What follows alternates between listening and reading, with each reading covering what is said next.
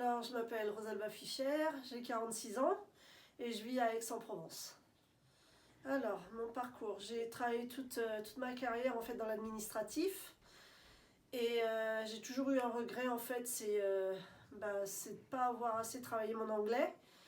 Donc, suite à un contrat en fait que j'ai fini, j'ai été voir Pôle Emploi et je leur ai demandé si c'était possible de partir travailler à l'étranger et ils m'ont mis en, en contact avec Erasmus+.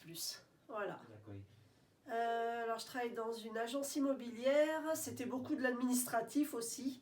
Du coup je devais appeler les clients, savoir si leurs biens étaient à louer ou pas, combien ils voulaient le louer, combien de temps, enfin voilà, c'était toutes ces choses-là.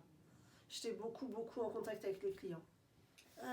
J'ai appris beaucoup de choses déjà, comment on pouvait travailler à l'étranger. Il y a différentes façons de faire, hein. C'est pas forcément comme en France, l'immobilier en tout cas. J'ai appris à connaître les gens, la patience, j'ai appris d'autres façons de travailler. Enfin voilà, toutes ces choses-là. En recherche d'emploi maintenant, toujours pareil, je suis en recherche d'emploi, mais avec beaucoup plus bah, de confiance du coup, parce que maintenant j'ai la langue anglaise qui vient en plus dans mon parcours, donc ouais, toujours en recherche, mais avec plus de confiance. Ah, tout à fait, 100%. Il n'y a pas de souci. Pourquoi? Parce que ça ouvre des perspectives sur plein de choses, ça apprend plein de nouvelles choses.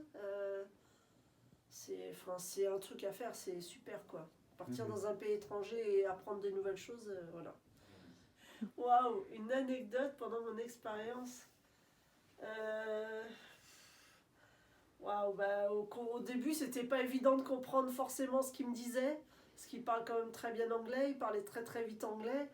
Donc des fois, ça pouvait faire quelques petits quiproquos sur ce que je comprenais ou ce qu'il m'avait dit, mais voilà, ouais, non, c'était une très bonne expérience.